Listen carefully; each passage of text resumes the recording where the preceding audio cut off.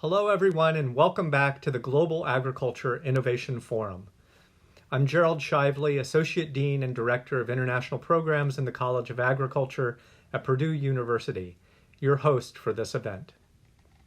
As you know, we launched the forum on March 2nd with more than 1,000 registrants from nearly 100 countries.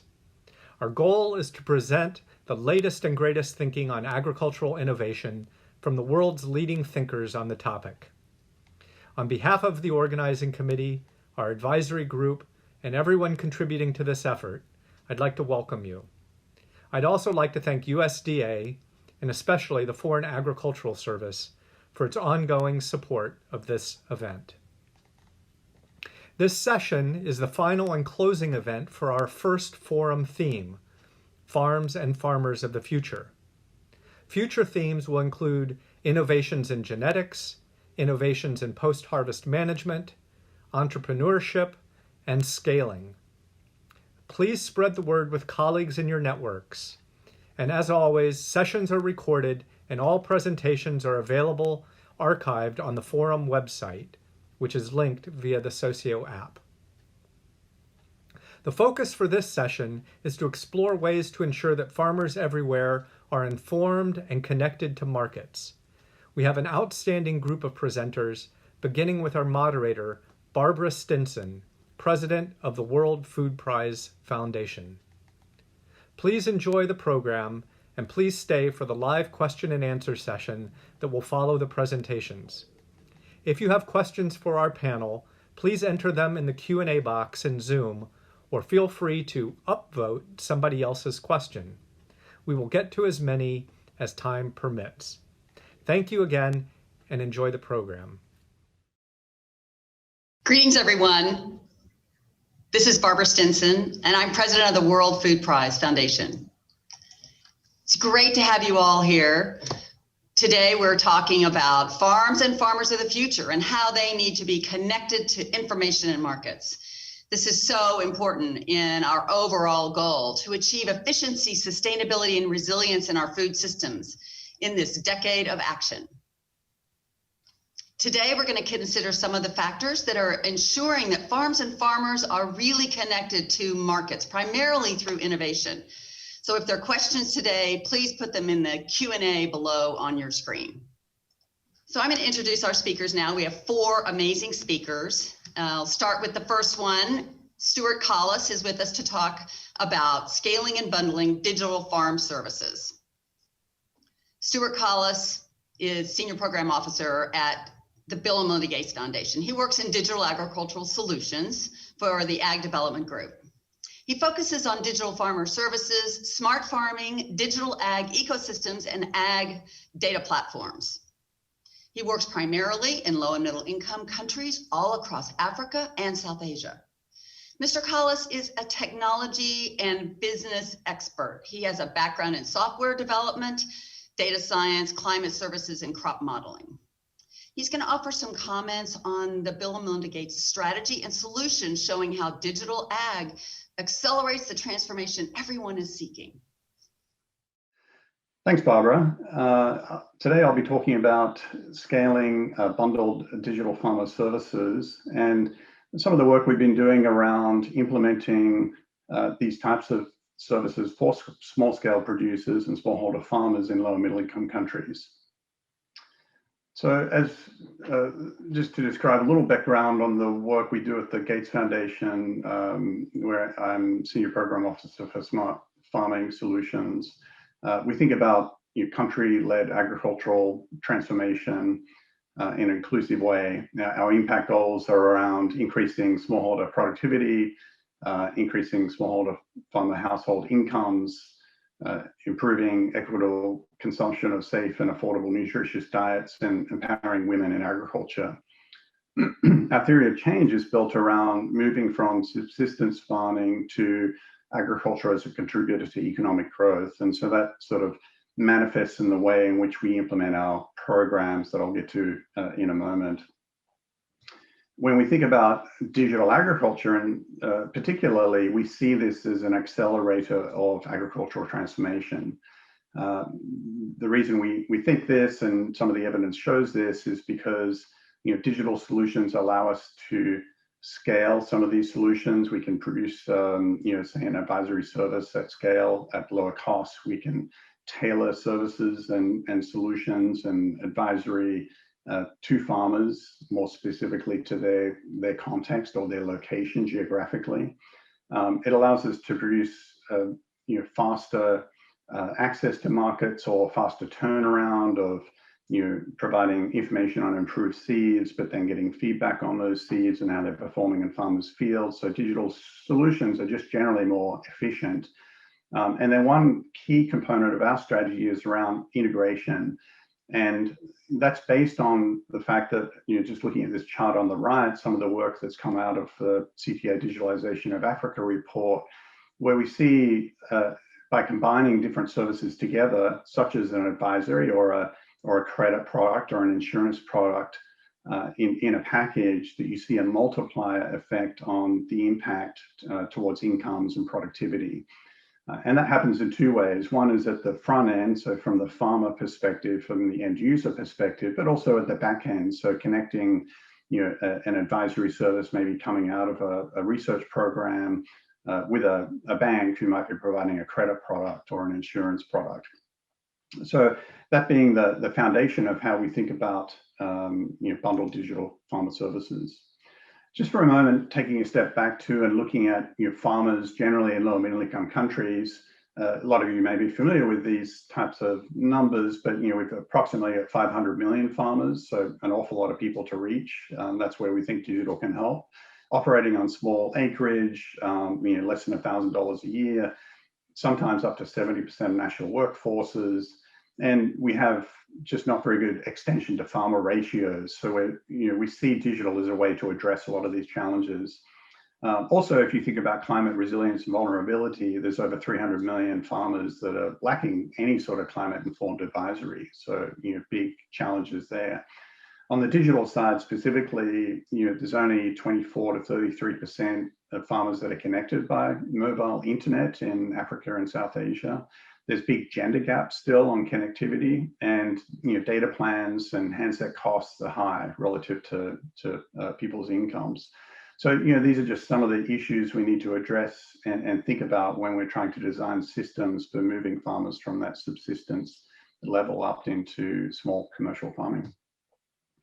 We've seen a lot of growth in digital agriculture despite those challenges. So in Africa, there's over 400, close to 400 digital agriculture solutions, and we're seeing a lot of impact investment and overall investment in agriculture, ag tech more broadly. And that growth is about 44% a year, which is really impressive. However, when we think about the impact on small scale producers, we still only have 13% of farmers in sub-Saharan Africa have registered for a digital service, and only 4.5% of those are actively using them out of the potential 250 million small-scale producers in sub-Saharan Africa. So still a lot of challenges ahead of us, and more work to be done on understanding what those barriers are to adoption. If we think about the potential and what could smart farming look like for a small-scale producer, well, it's very different than what we see in high-income countries. We need to think about how do we design affordable, easy to use, robust, scalable, sustainable solutions that have a return on investment for farmers and other actors in the value chain, and that they're trustworthy and relevant. These are some of the main barriers we face.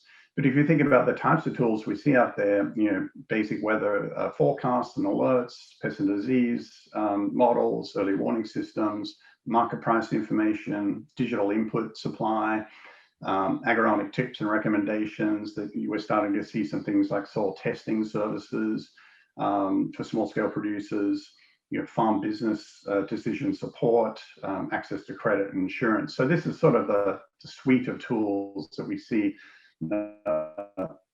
emerging in the field. One way to frame the digital agriculture system that we've been using is just at these three levels. So everything I just talked about is really at the farmer-facing level, but we do need to consider what does it take to drive those farmer-facing solutions to scale. So we think about the ecosystem level components. So that's the data, the sort of soil maps, the market price services, the weather and climate forecasting at a hyperlocal level.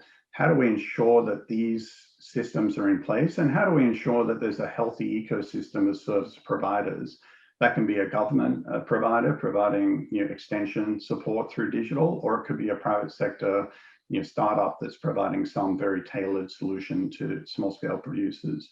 And then more broadly than that, looking at the macro level and the enabling environment, such as mobile network infrastructure, data policies around consumer protection, enabling environment for businesses to scale and thrive in the geographies we work in. So these are the different levels we think about. And there's lots of challenges at those levels. Some I've already mentioned around cost of devices, access to broadband, but there's also literacy levels, digital and language. There's relevance and value, safety and trust issues. At the ecosystem and macro levels, there's the digital and data capacity component, the business sustainability, human-centered design is needed, especially around inclusion and considering women's needs. And then that middleware infrastructure I talked about earlier. When we think about that stack or the layering up the components I talked about previously, this is another way to think about it, is what aspects of a digital system need to be in place in order for those digital farmer services to scale. So if we're going to build these types of bundled solutions, what components are required to underpin those farmer-facing digital solutions? And some of these will be private sector led, some will be global public good or government led components. And figuring out within an individual geography where those sit, it's going to vary from country to country. And then finally, I'll end on another aspect of this is thinking about the digital maturity of different geographies. So, and trying to match the digital maturity to the types of interventions we might want to make. So for example, in some countries, we may not have mobile money systems in place, or they may not be interoperable. So that's going to be a precursor to really enabling some of the mobile money payments from a input supplier or an off-taker to a farmer, or a farmer to an input supplier. Enabling those types of systems, you really got to have a mobile money system in place for that to happen at scale. You may have some success with that intervention, but in order to really scale, you've got to have some precursors in place. Another example might be if you've got a geography that is particularly vulnerable to climate change, and we're seeing a lot of variability in that geography, then we may want to have some hyperlocal weather forecasts in place to enable the right types of advisory to adapt to that climate change.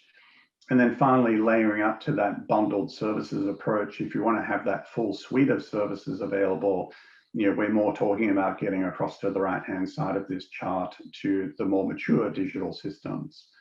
And then, thinking about the sequencing on the types of interventions we might make across those different areas of advisory, market access, inclusive finance, and the systems to support it.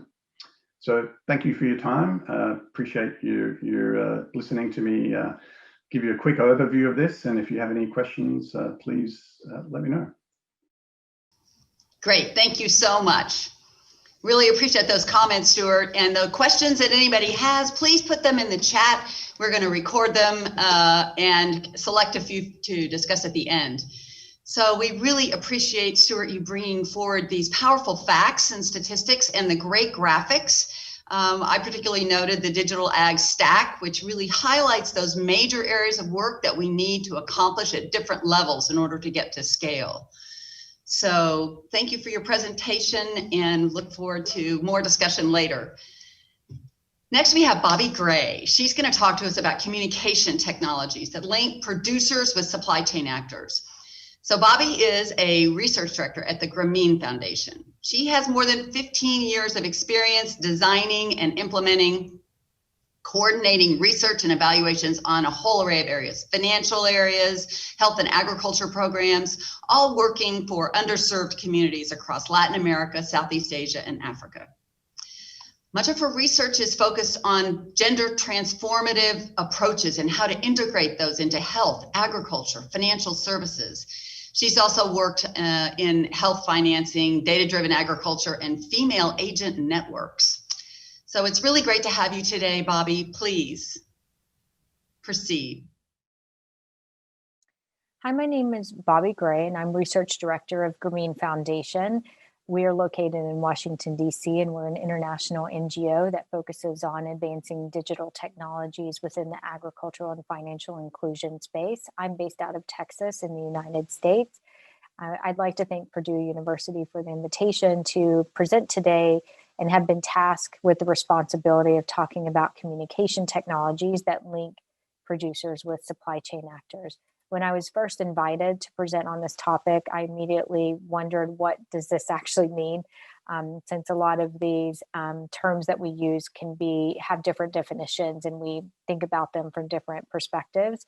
But what I'd like to do is use this opportunity to talk about communication approaches, of which technology is part of communication approaches, and really think about how information is exchanged between smallholder farmers and others in a value chain, and how data underpins a lot of how that information exchange occurs. In 2018, I had the privilege to work with USAID and FHI 360 to develop a publication on digital farmer profile data, where we showed that how digital farm data was used in the past was kind of in a tight sphere of influence between a farmer, an extension agent, and some service provider, whether that's a government extension program or through an NGO or other type of provider, and how the advances in technology and cloud computing was facilitating the ability of other sources of information to inform decisions being made at the farmer level, and how there were more information flows between, data such as satellite and an extension agent and other entities in an agricultural ecosystem.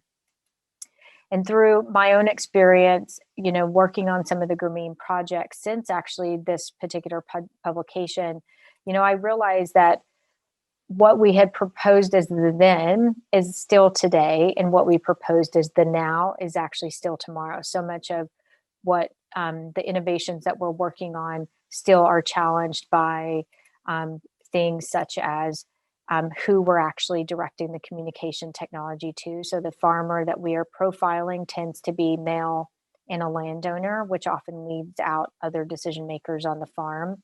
Smartphone ownership continues to be a challenge.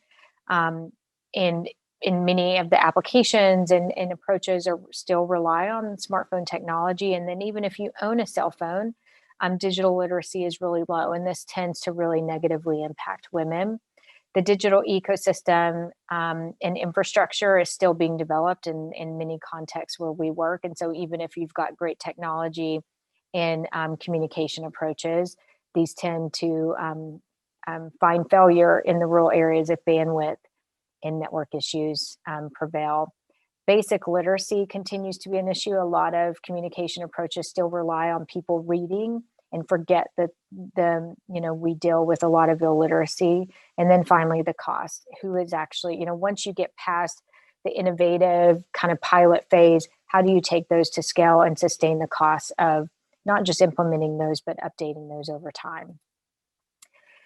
Quickly, I'd like to go over what I mean by different communication approaches that Grameen Foundation has used, so that I can provide you kind of the basis for the lessons learned that we've gained and the implications that this could have for the work going forward. So starting at the top, we have more of the low-tech approaches where you've got calendars, you've got group-based meetings where farmers are coming together with somebody providing a training, radio, listening groups, farmer design videos, high-tech and low-tech types of videos, IVR technology that helps facilitate communication, particularly with illiterate populations, SMS, Facebook, digital advisory tools, and digital farm development plans that really rely on farmer profile data to both personalize the type of information that they receive using their own data.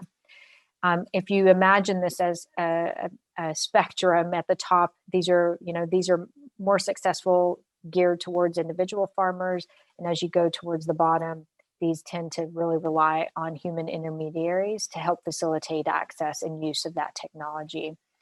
And actually, as you get closer to the bottom, if you imagine this as somewhat of a funnel, those at the bottom tend to rely more heavily on digital farmer profile data to provide that individualized advisory support. But this also is what helps facilitate the exchange of information between smallholder farmers and input suppliers, buyers, financial service providers, and others in the ecosystem, as information can be shared to anticipate demand and supply of different inputs, and potentially even, provide access to financial services to smallholder farmers. So some of the lessons that we've gained that I'd like to share with you is, number one, the importance of redefining what we mean as farmer, since so much relies on landowner, and it really leaves out the other decision makers on the farm, such as a caretaker, a spouse, and other family members. The need to reinforce communication channels, so not just thinking about one method, but thinking about multiple methods, and almost like an orchestra effect, where you provide farmers an opportunity to listen, whether that's through IVR or radio, see through videos, touch through calendar, something that's left behind when the technology is not working, and do communication technologies that move people into prioritized actions, and really balance the need between literate and illiterate types of technology, since both can exist within one single farming household, and really leveraging peer learning, since farmers really tend to make a lot of their decisions based on what others around them are doing.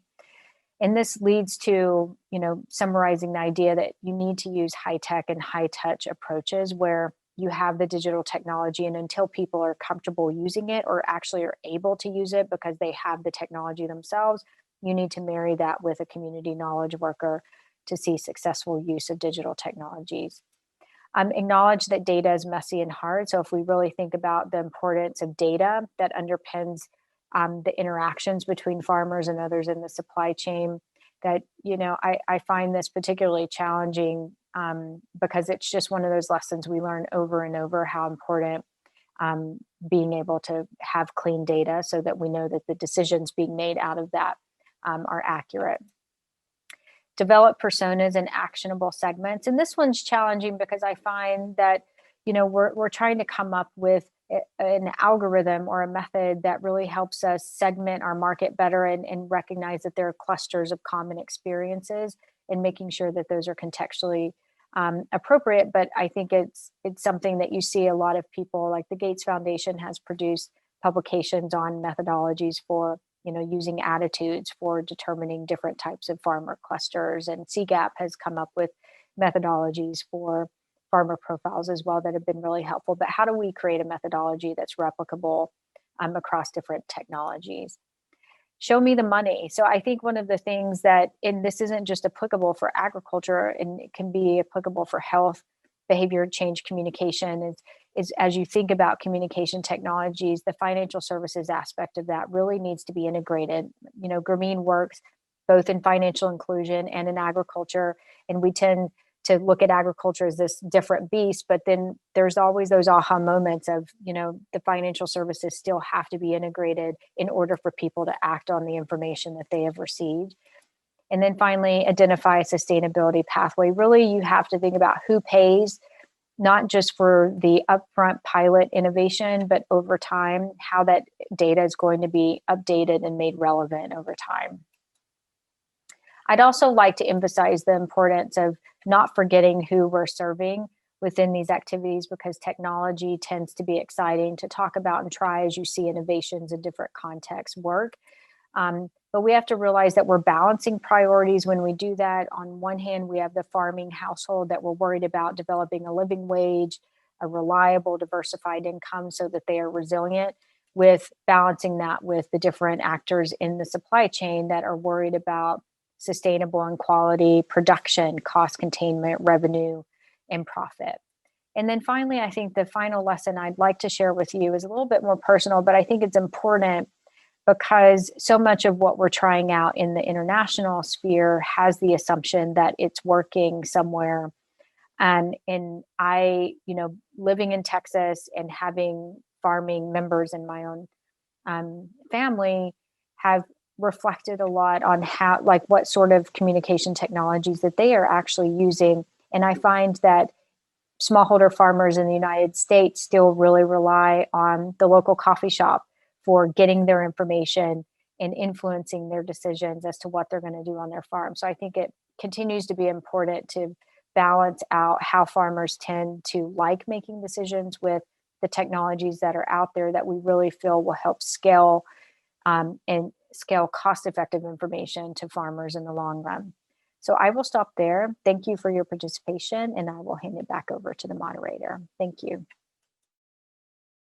Great to hear the lessons on the multiple approaches that are really needed for effectiveness, and the information on the work that's going forward. It's really valuable to hear all of these perspectives, understand the disproportionate impact on women, how low to high technology approaches are needed and being deployed, and some of your lessons learned, including the local shop-based information sharing, still might be crucial. So thank you so much.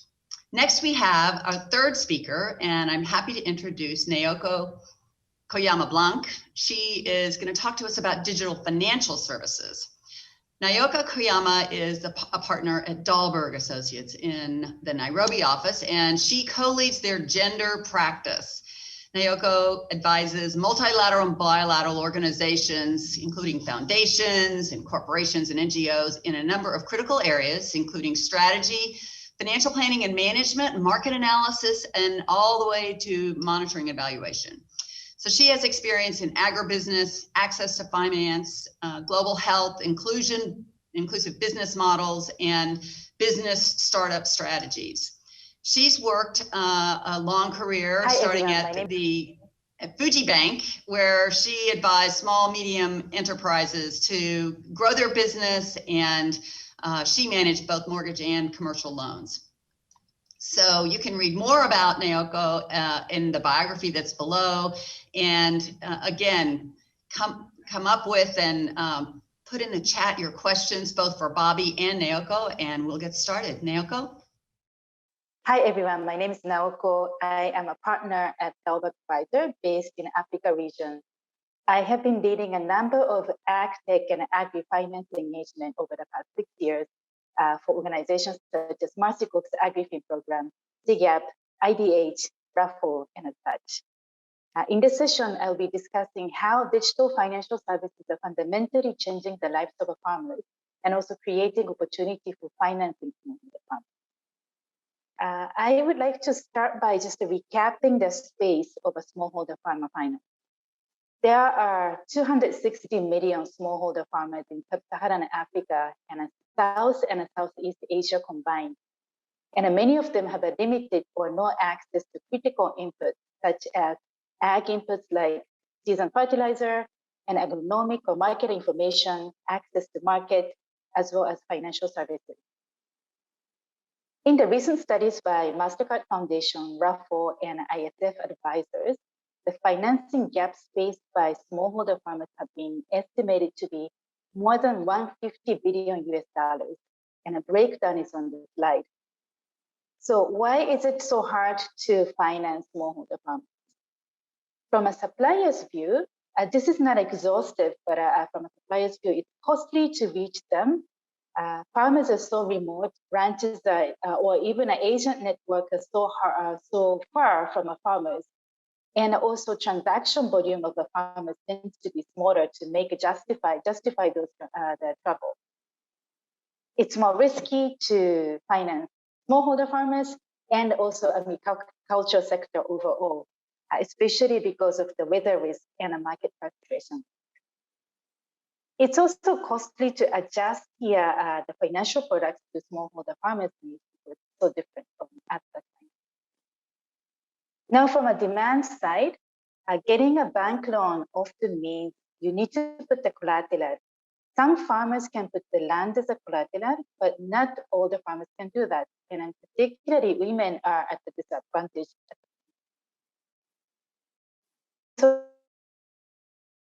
So many farmers are unsure whether they can repay the debt, given their limited access to secure market or other risks they face. Hence, they also shy away from taking a formal loan and rather lean towards other form of a finance, such as agro-based credit or loans from a family and friends.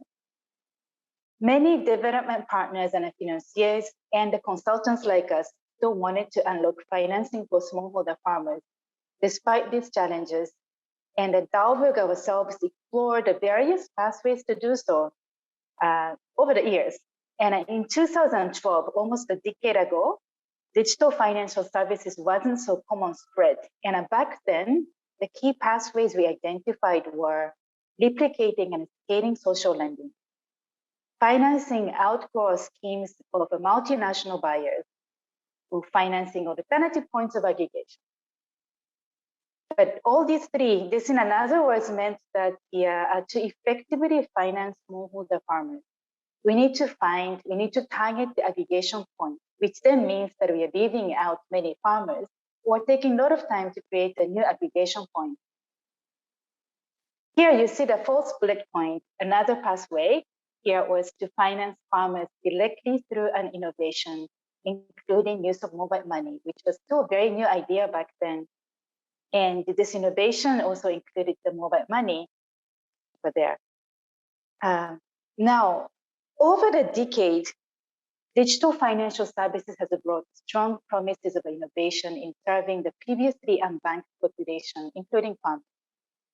But when we set up digital financial services, now we see more actors, including banks, MNOs, and alternative players like fintech, and they're all providing a digital financial services. Now, market infrastructure has been developing to enable the greater penetration of the DFS services. However, the focus of the use has been concentrating in the short-term finance. So there are many players, but additional innovation were required for digital financial services to reach smallholder farmers. Now, looking at the next page, so nonetheless, digital financial service has improved access to finance for smallholder farmers and reduced the cost of a financial service provider to reach this segment. However, this did require, and then require now, even now, for the additional innovations that include, not innovation, but challenges to overcome that include farmers having a longer distance to agents and branch-end support, farmers presenting greater risk, those two challenges I mentioned earlier. On top of that, farmers often needing longer-term credit and loans usually provided by most of the fintech, which tends to be really short-term, like a few days. And farmers having a lower level of a financial inclusion, financial literacy, and a digital literacy, meaning that if you're a digital financial service provider, you're starting from a tougher place and you need to invest more to educate the customer.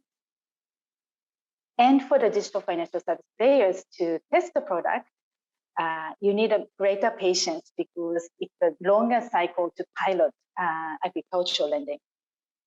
However, as I said, there are increasing number of players finding a way to innovate and provide financial services for the farmers.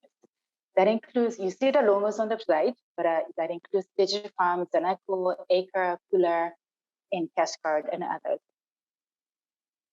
So I have been observing and directly supporting some of these pioneering companies closely, and I can mention a few key components that seems to make DFS for farmers more viable. Number one, that's the use of a human-centered design research to understand farmers' need, aspirations, and barriers to inform the design of a product and services channel, messaging, and support required by farmers. Number two is the bundling of a product. Farmers need not just finance, but information, inputs, and market access at minimum to be productive. And these services enable farmers to be productive and also be a good customer for digital financial services. The third, a non-digital support. So digital is great, but it won't replace non-digital services that you have now. It will only go in hand. Not only that, many farmers are not used to carrying out the complicated transactions on the phone, but they simply appreciate seeing or hearing people and getting a tailored service. And the fourth, I didn't put on the slide, but very importantly, patience. Agriculture, as I mentioned, is a long-term investment. Testing out product takes longer compared to other fintech or other digital product like a digital health because of the crop cycle. In the next page, I would like to just touch on an example that incorporates all of the points that I just mentioned, which is the DigiFarm. DigiFarm is an integrated mobile platform of digital services for farmers launched by Safaricom in 2017 in partnership with a number of partner organizations, including a startup technology company. In Dalberg's support to Mercy Corp AgriFin program, we have been heavily embedded into this process of designing and a strategy development as well as partnership building for DigiFarm since its inception. It is the end-to-end platform that creates value for not just the smallholder farmers, but also actors along the value chain. And I started with the vision to make farmers to be productive and profitable, with an idea to bring not just the finance, but also various products on board, hence the component of bundling it here. Dalberg carried out a number of human-centered design research, including at this pre-launch stage to shape the minimum viable product. One strong evidence for my first point around the importance of a human-centered design or farmer-centric design is that when we did the initial research, our team and the Safaricom team, the going hypothesis was that farmers want the loans to buy inputs. Human-centered design research found that yes, farmers want the finance, but they first want an access to reliable and an affordable input, and also information about how to farm. Only then they'd want finance. This strongly informed our minimum viable product design, which included the input order and information services, which is the number one and number two that you see on the slide. Now, after some years of operation, DigiFarm has more than 7 types of products on the offer and has reached 1.3 million farmers with roughly 50,000 using digital financial products. This integrated nature of a platform and a use of a digital data seeks to leverage each partner's strength and reducing the risk and driving higher revenue across the partnership. With the dear needs from our farmers, Safaricom has introduced and putting a significant investment on the non-digital support or the in-person support, which is called the Digital Village Agent, to provide hands-on support to the farmer. So how is the lives of a farmer changing? So far, the farmers have appreciated having access to financial services for their agricultural production across the various platforms, various products. And in case of a DigiFarm, the partner AgriFin program has quantified the impact of a digital financial service to be 20 to 25% increase in income. And I believe that this will have a compounding impact in the future. We have also observed, qualitatively, that being able to access finance and other products on digital platform have enhanced female farmers agencies, the women farmers agency, not just the income, which we believe that a strong impact effort. Now, lastly, what's next? So overall, I believe the DFS market for the farmer is still in its early stage, but there's a strong potential for scale as well as for more innovation to happen. What I see as what's next are, number one, use of data. Data has always been an integral part of AgTech, yet I expect to see more and more, number one, integration across various data sources, both big data and user data from multiple partners to better and more efficiently serve farmers. Alternative credit scoring for financing is one example, but there are other use cases such as logistics management and many more. Along the data line, increasing use of data can be used to inform the farmers even more. So not just a static agronomic advice, but location-specific, timing-specific, weather-based agricultural data for proximity agriculture is getting available, for example. Now, secondly, focusing more on the financial services is the product beyond input loans. We see increasing number of providers, especially those with a strong focus on women, to provide a saving as its own, but also as a pathway to provide loans after sale. Insurance packaged with a loan is also in the market, and a diverse range of a product can enhance uptake among the farmers and the value for them. And then lastly, what is really promising is that an increasing number of banks, so formal financial institutions, and not just alternative financial service providers, are entering this market to serve farmers, either directly or in partnership with other players such as MNO. I mentioned Zanaco earlier. It's an Zambian bank with a strong track record serving a country's agricultural sector. They are a prominent example of using digital to scale their reach to smallholder farmers. But even those without much of a track record of past agricultural focus in the past have started investing in a field. So I see some banks are doing more research to understand the farmers, others trying to partner with the MNOs and fintech. And I find this is a major signal that a market may start getting very soon. And then last word, among the development financial institutions, I do hear that interest to finance alternative financial service players, such as a fintech, has been increasing. And also there are increasing interest in investing in or supporting a bank to tie up with those alternative players. I think this is an area that a development finance as well as the donor grant can play a significant role to support the partnership, innovate on the product, and test the product to serve the market. At the same time, this is still a nascent market that requires a lot of a try and error and to get it right. And I would like to see a lot of a patient capital, patient donor grants coming in to support the farmers and a player supporting farmers. Thank you.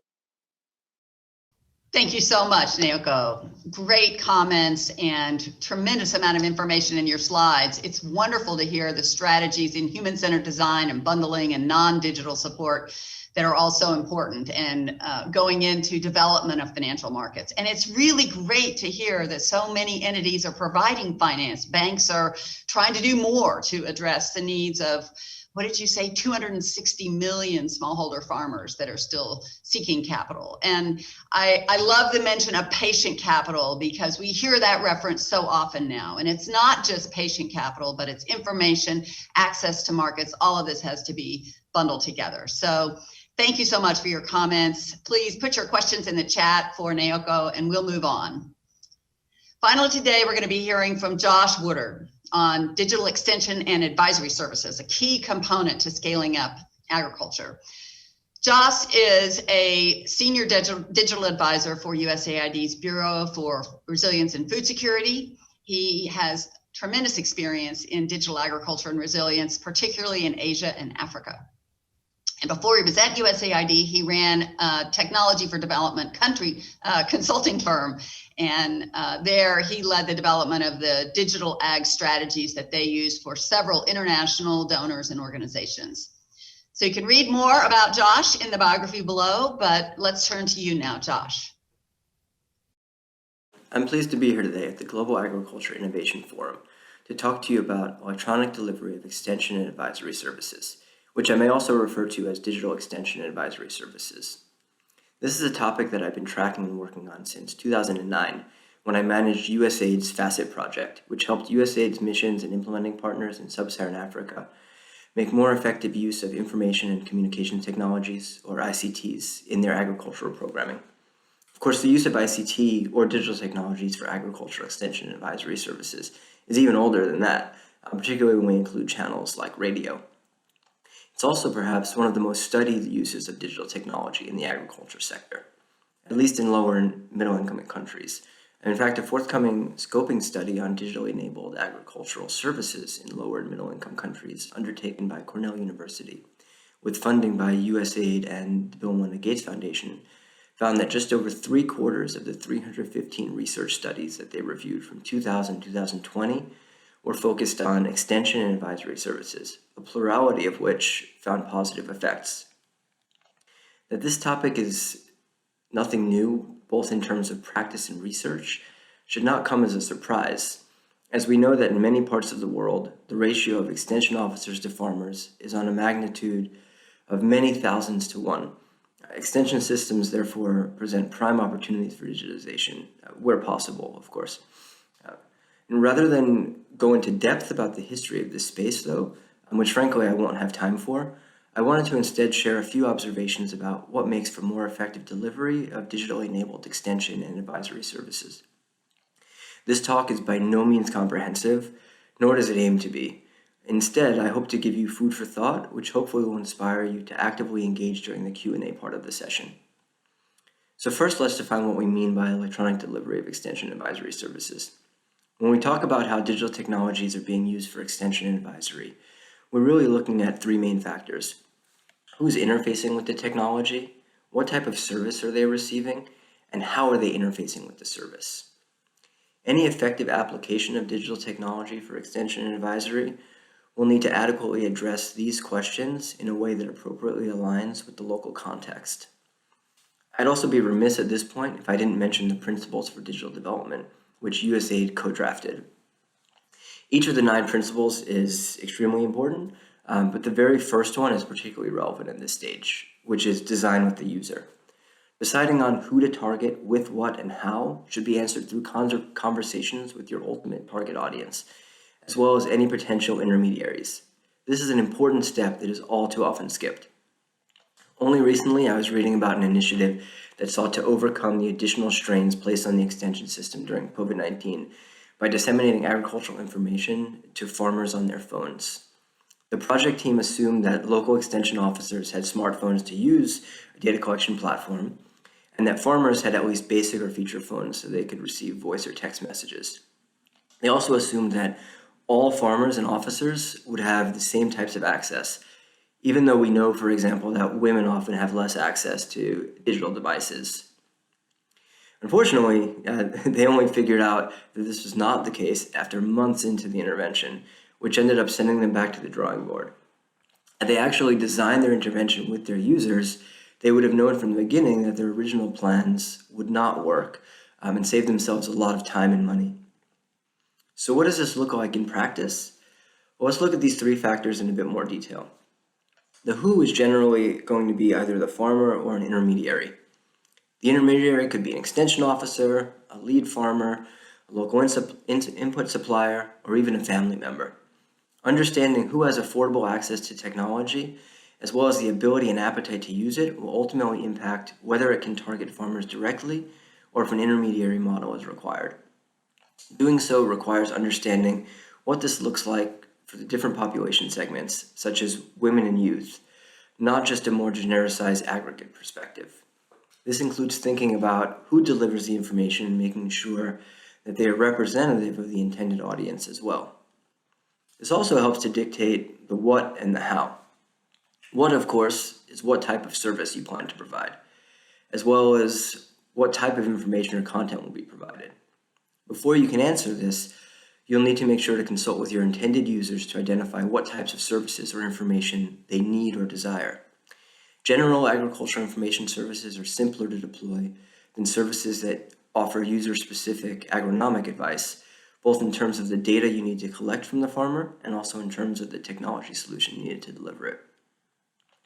The who and the what will ultimately help to inform the how. Although I should point out here that the process is not completely linear. You may get to the how and realize that this is not possible based on your who and what, and need to therefore iterate on the idea. This may also need to evolve over time as you learn about how users are actually using or not using the service. As for the how itself, it includes a whole suite of technologies, from mobile-based delivery, including text, voice, and those that are data-dependent, such as apps, to television and locally disseminated videos, and even radio. Each of these come with their own strengths and weaknesses, which ultimately are highly contextually dependent. It would also be worth noting here that more often than not, successful interventions will use a multi-channeled approach, rather than relying on a single channel, such as only SMS or only radio. And this is particularly true when we talk about agricultural extension, as a multi-channel approach is helpful both in terms of being able to reinforce messages and promote learning, as well as with helping to promote more inclusive access to and uptake of such services. For example, we know that in many parts of the world, particularly in South Asia and Sub-Saharan Africa, women's access to mobile phones and the internet are behind rates for men. Poorer, older, or less literate may also lack access or ability to use certain types of digital channels. Therefore, it's important to understand who may be left behind by certain channels and how to best reach them so that we can reduce the risk of any intervention further exacerbating disparity. The New Alliance ICT Extension Challenge Fund, which was a multi-donor effort of which USAID was a part, funded 6 initiatives in Africa from 2016 to 2019, each of which took a multi-channel approach to extension by design. Over the life of the project, more than 1.3 million farmers had applied improved agricultural technology or management practices based on what they learned through one or more of these channels. One of the things we also learned through this work was that women were less likely than men to apply messages sent by SMS, which was attributed most likely due to differences in education and literacy. This is further reinforcement of why it is important to know your audience and how to reach different segments. Another study by USAID's Developing Local Extension Capacity Project in Uganda found that while farmers who were shown locally disseminated videos demonstrated changes in their agricultural practices, the benefit was limited for those receiving messages by interactive voice response or SMS. While this would seem to suggest that these channels on their own may not always be effective, the study did not evaluate whether, when used in conjunction with other channels such as video, the benefit changed. I raise this simply to highlight the importance of evaluating the interrelation of different channels rather than assessing each channel through the same lens. Not every channel will have the same purpose or benefit, and that's completely fine.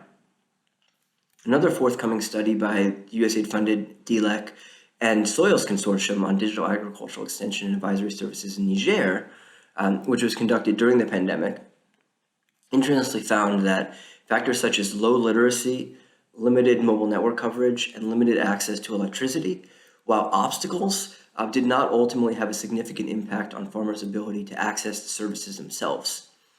While I'm speculating here, I did notice that the top 4 services that were identified by farmers and experts surveyed as part of the study all use some type of multi-channel approach, the most robust of which had a combination call center, radio, social media, WhatsApp, text and mobile messages, and online content through an app and website.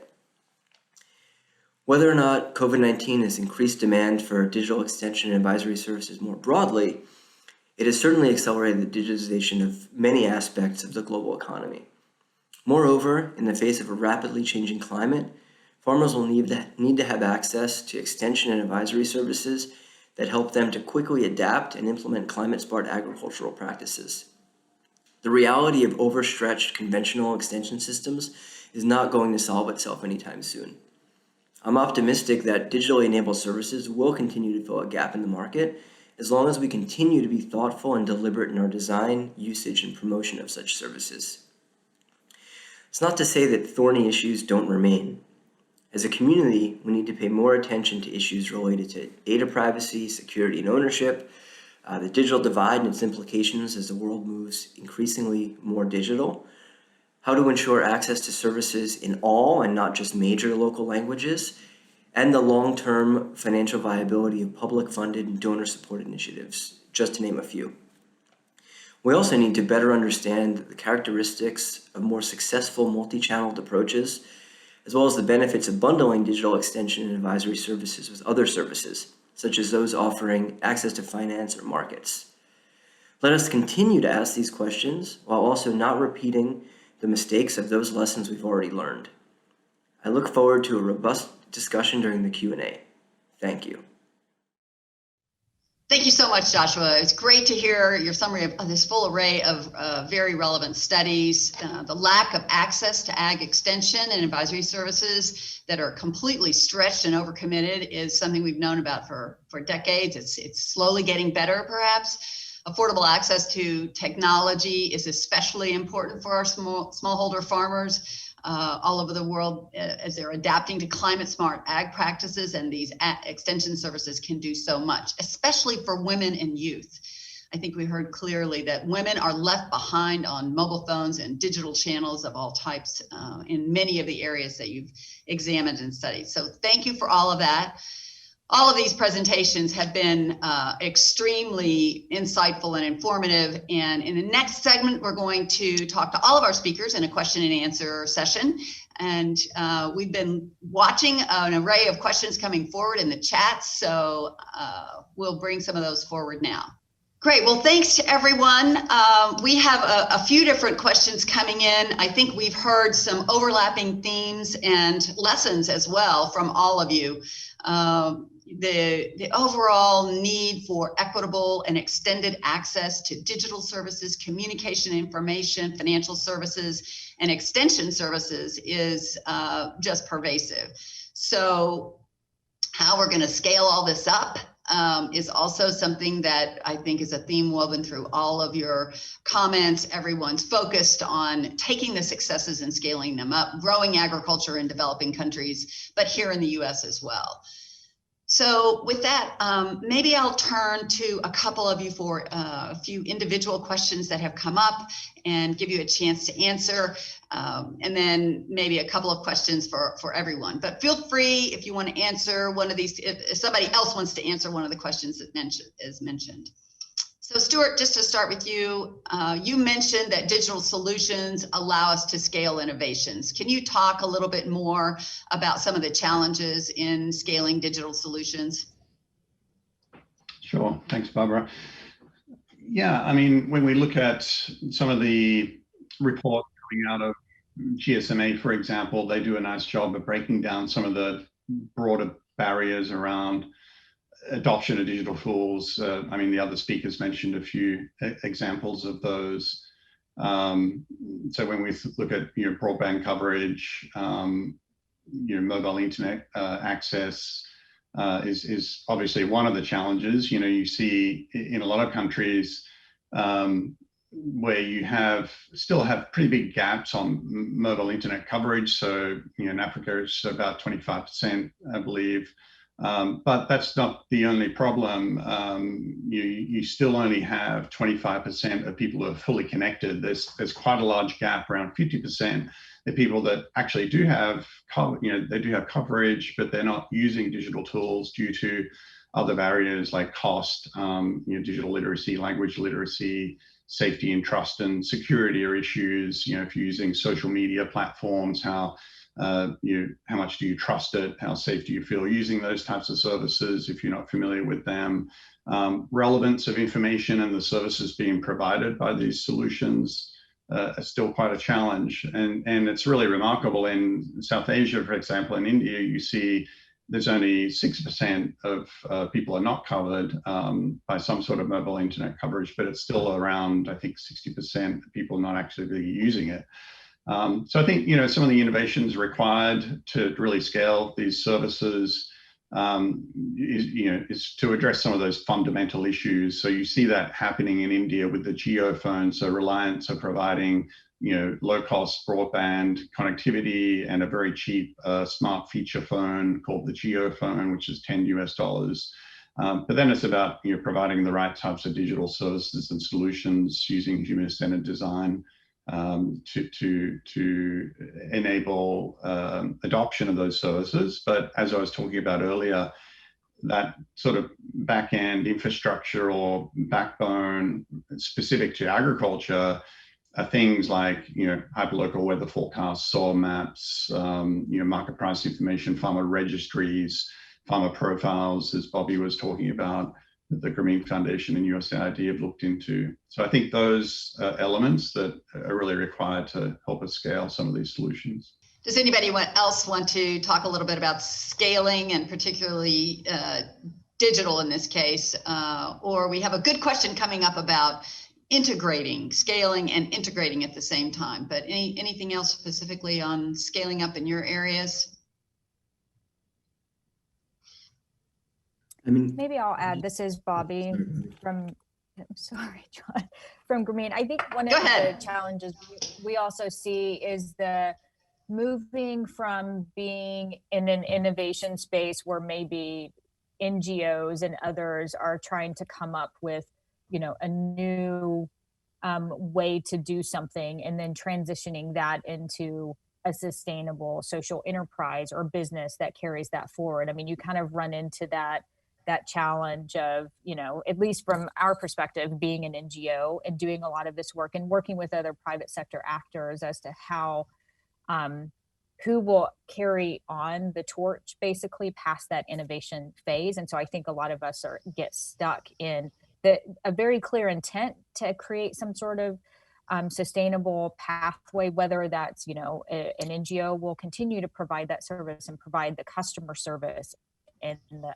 updating and upgrading that you see just technology companies needing to do with their own, technology. So that's just one that I see, even as I've looked across other types of innovations, is not starting out with the business already being created, but trying to prove a technology can work and then trying to transition that into something that will actually prevail after that innovation phase. Great, thank you. Josh?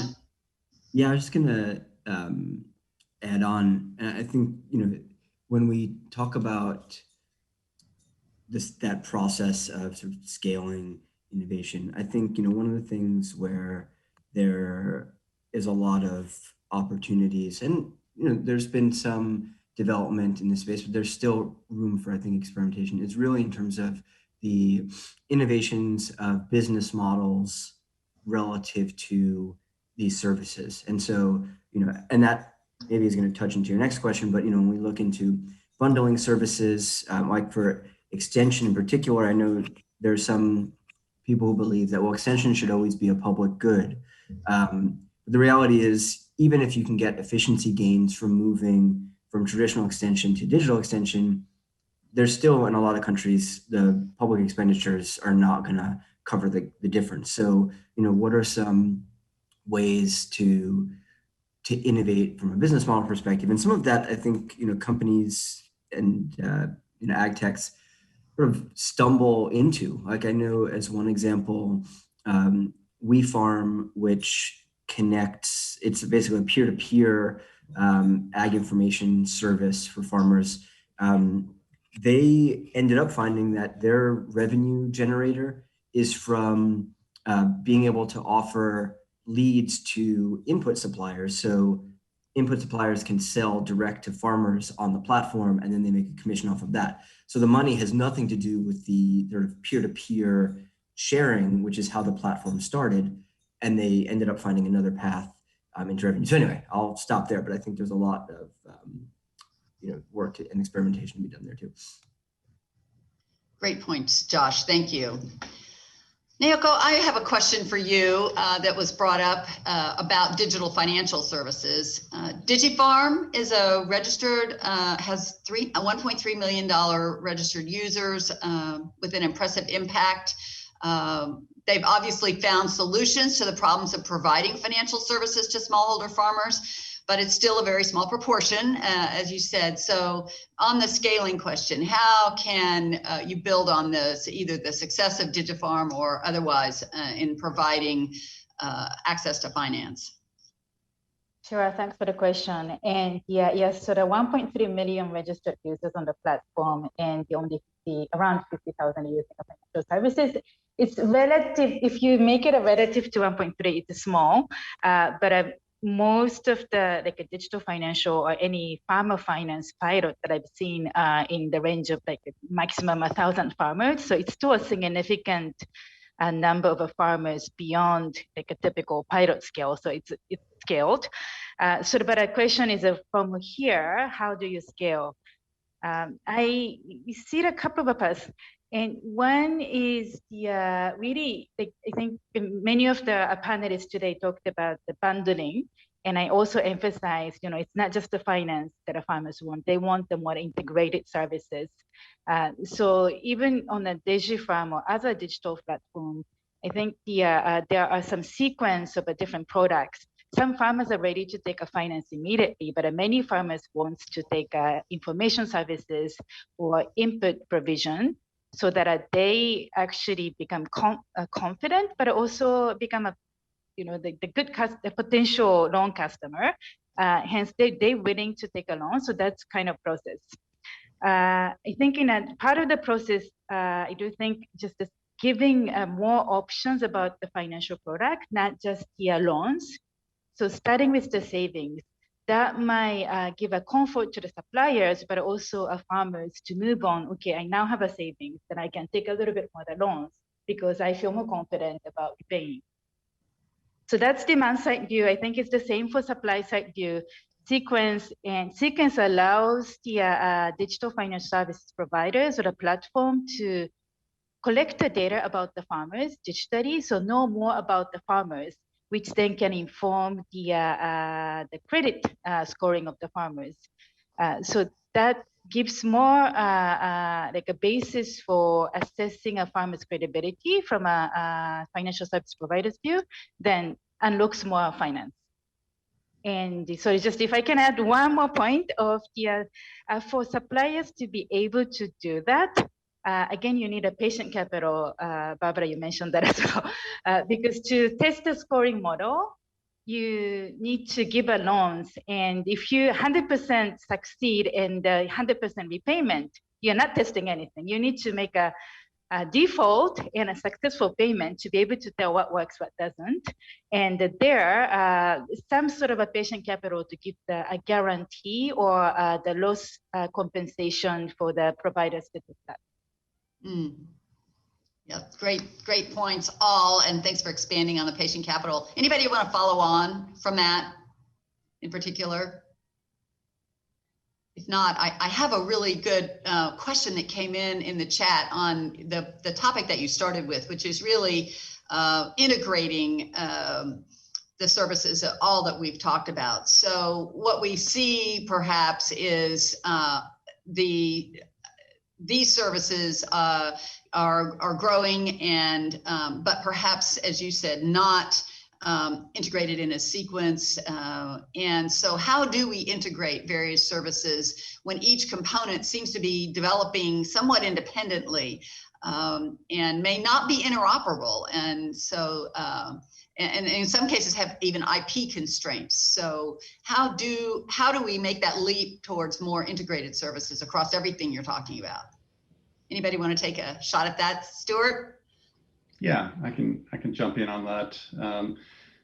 We've done a fair amount of work. We have a program in East Africa called AgroFin Digital Farmer, and run by Mercy Corps, and they're working with many of the ag tech innovators in the region, and it's meant to be sort of an ecosystem and enabling work that they're doing. So they're sort of small seed amounts to do A/B testing, or sort of integrate a new data set into a service. Or so a lot of it comes down to brokering those agreements between different organizations. It may make sense to sort of integrate a weather forecast into a financial service, but can the parties come to agreement on what APIs are they going to use? What's their data agreement? How are they going to share data? And so a lot of that comes down to bilateral discussions. However, I do think there is merit in looking at standardizing some of those things, using open API standards to enable that integration to take place in a very trusted way, so people know what sort of data they're sharing, how they're sharing it, they have control over it. When you look at the investment happening in high-income countries in ag tech, a lot of that investment is based on the future value of those organizations and how they're able to derive value from data. So data is so key to their entire valuation. I think that's an important component to consider when you're thinking about integration. Is what's the value of that integration? How are you going to monetize that data with an eye towards how do you sustain these systems long term?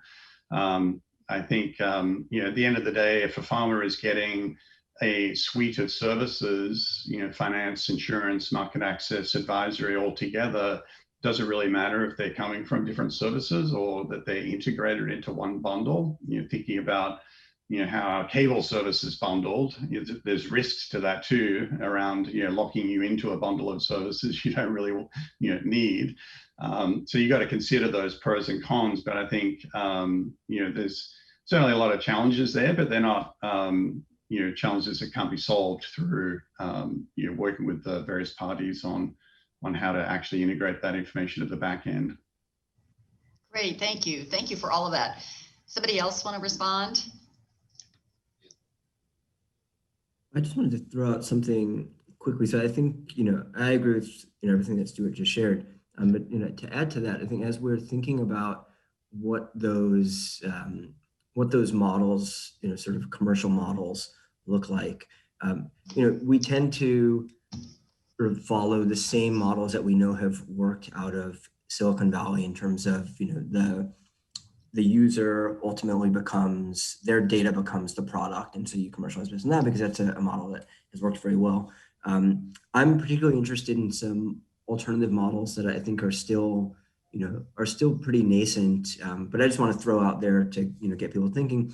Like there's been work in terms of looking at how do you cooperatize platforms. So what does a cooperative in the concept, in the perspective of the cooperative owning or having a stake over in the digital platform, what does that look like? And I think that that's something that's very interesting for me personally in the ag sector. That in some countries has already a strong cooperative movement.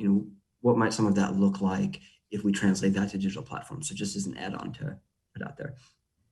Anybody else have reflections on the cooperative development of cooperative platforms, building on some that exist? Just to throw in, the one that comes to mind is in the US is the Farmers Business Network, which is based on,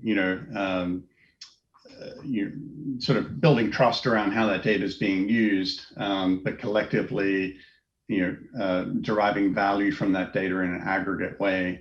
So I think, I agree with Josh, looking at some of these models that perhaps fit better the, markets in which we're trying to deploy them. It comes down to, these two-sided markets. If you have demand and supply around, some sort of service, how do we essentially Uberize a lot of the services that they flourish on their own? It's like, how do you build these networks? If we're going to reach the scale that we want to reach, they've got to be self-perpetuating. And so I think exploring some of these models would be wise for us to test and try out. Great. Yes, getting back to a point made earlier about if you build it, you'd have to have a sustainable platform for to be taken up locally for it to really live. Bobby, I'm going to come to you with a question back to the integration question, because you talked about the importance of access to finance, but the information that women and youth depend on excessive in particular. So how do we bring both the right information and this access, communications, as you talked about so eloquently, and the financial access to markets and various financial services? How do we make that more accessible for women and youth? Mm-hmm. No, thanks for that question. I was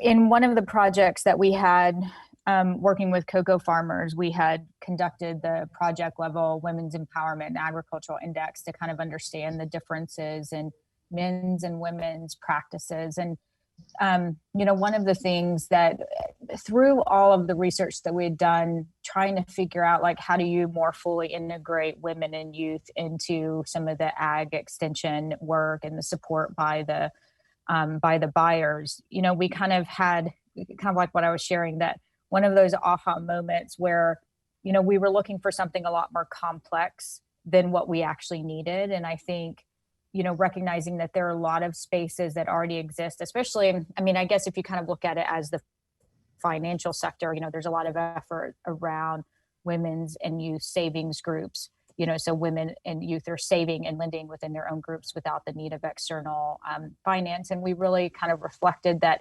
even the male farmers themselves needed something like that, because some of our research revealed that when people sought financial services, they were actually not looking for what you might consider as ag financing. They weren't looking for input loans. They were looking for money for school fees. They were looking for somebody to help cover funeral costs. And so they were going to their local purchasing clerk and getting a loan to cover some of those expenses that you kind of consider more aligned with just basic household needs, kind of cash flow smoothing during, while they waited on their harvest to come in and the income from that. So part of me thinks that even while we're trying to figure out how do you even use the data that we have to create, kind of like Naoka was talking about, using data for credit scoring so that you provide financial institutions data so that you can show the, the credit worthiness of farmers.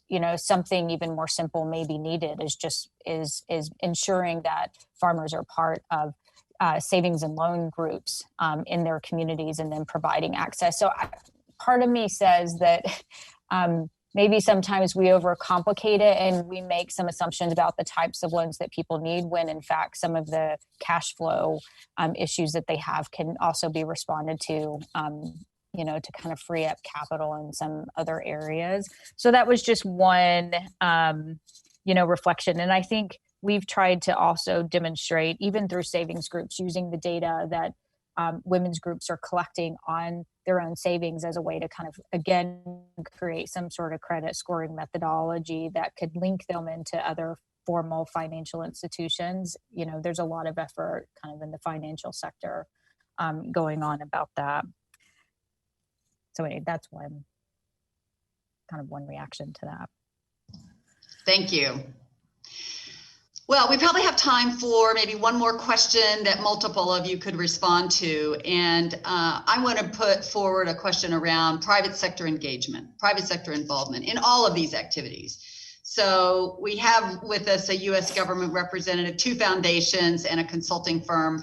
And all of you, I know, in your projects, your research, et cetera, work with major private sector partners.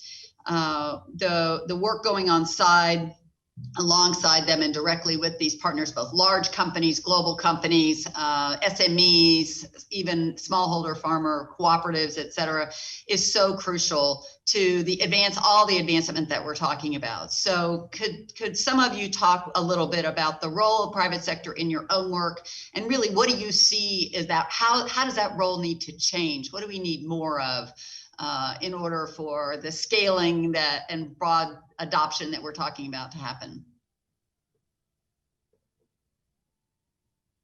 Anybody want to talk about private sector? Yeah, I come from the private sector, so right. experience there, and then working at the foundation more recently, it's been an interesting contrast. Yeah, I think, and when we think about private sector in our space, in the digital space, I think it's sort of generally in two main areas. One is around sort of all the plethora of ag tech startups. So these tend to be smaller, companies that are trying to solve some niche solution. Maybe it's an advisory, maybe it's a wheat farm or a crop in or something like that. And these are the ones that are scaled. There's many others that have not reached that level of scale of getting close to 1 million farmers. But even the bigger ones are really not to the scale that we need to see in order to reach the hundreds of millions of farmers that could use these types of services. So, I think a lot of the smaller ag tech startups are really challenged because they're quite risky to invest in. It's hard for them to attract investors. It's hard for them to grow their businesses. At the same time, they're faced with having to build the entire agri-stack themselves because there isn't a lot of the global public good assets sitting beneath them to allow them to focus on their products and services. So you think about in the United States, for example, the National Weather Service spends $1.2 billion a year just on the National Weather Service, and then private sector players can then build on. We don't have that level of investment happening in at the national governments and countries in which we work, and so there's work to be done on that infrastructure side. Also, I think, as I said, they're not sort of attracting investment yet, so they tend to be reliant on projects, and there's a complicated donor funding coming in combination with private sector funding. I think when we look at the other types of private sector, the bigger agribusinesses, either input suppliers and off-takers, they actually have their own digital solutions too. And in tight value chains like cocoa, we see some very strong digital value chains being built out, or digital solutions being built out. So how do we leverage those to reach other farmers beyond that value chain, or how do we leverage those digital technologies that are reaching scale? I think is an area for us to look at. I think it's always a complicated thing as to what's a global public good asset that needs to be developed out. What's the role of the World Bank and governments, and where can philanthropic investment help catalyze some of those things to happen? We certainly see private sector as a way towards sustainability and keeping these things going beyond the life of a donor-funded project. Great, thank you, Stuart. Bobby, you took your microphone off for a second. Did you have a thought?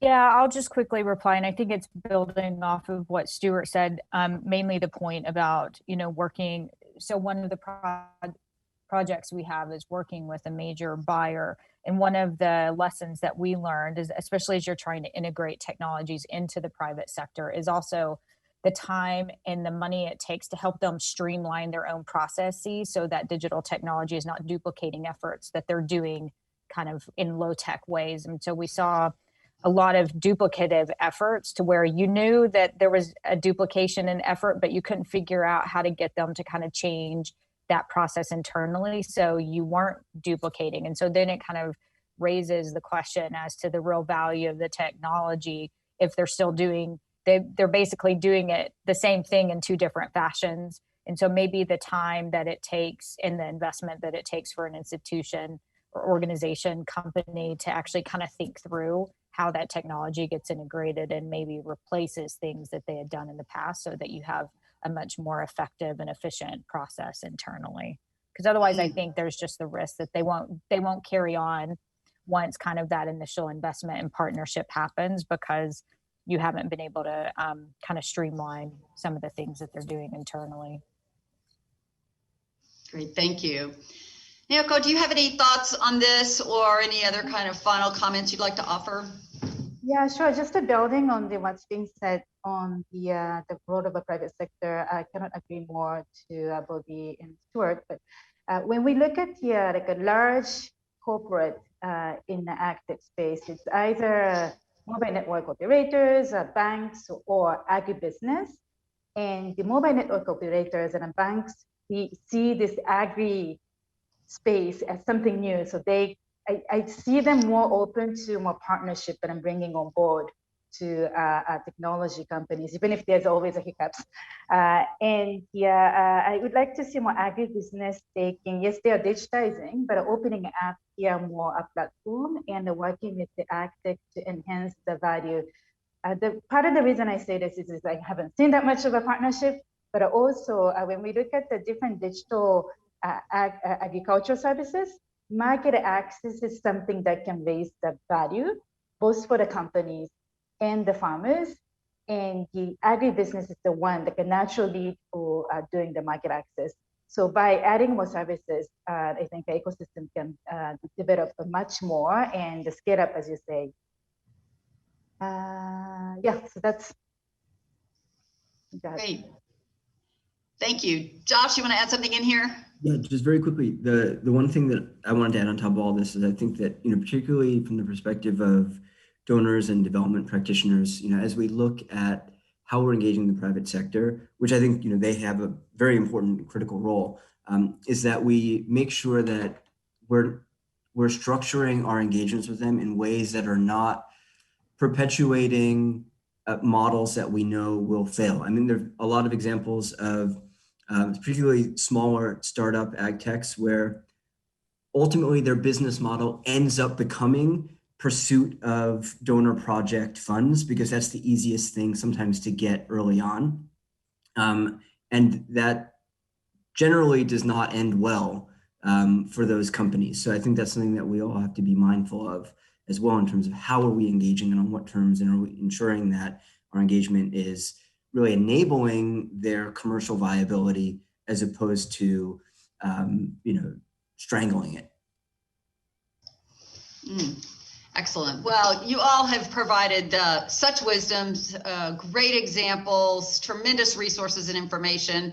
I'm happy to say that this entire discussion is going to be live on their website, on the GAIF website, which is going to make it accessible to the 1,000 or so registrants who are looking at the whole series. So I encourage you to go into your own profile and add some keywords from our discussion. Apparently there's some networking that goes on and people search for those keywords. So thank you all so much for your participation today, for all the preparation.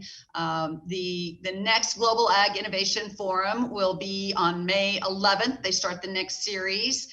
I have to just thank Jerry Shively so much and everyone at Purdue, at USDA, for putting together this entire series. It goes on throughout the year, so definitely check out the website and sign up for future sessions, and we'll look forward to getting together in the next session on innovations and genetic improvements in the agricultural system, which is such an important topic, and I'm sure we'll have a whole series of great panels. So thanks everyone. Thanks everybody. Have a great day.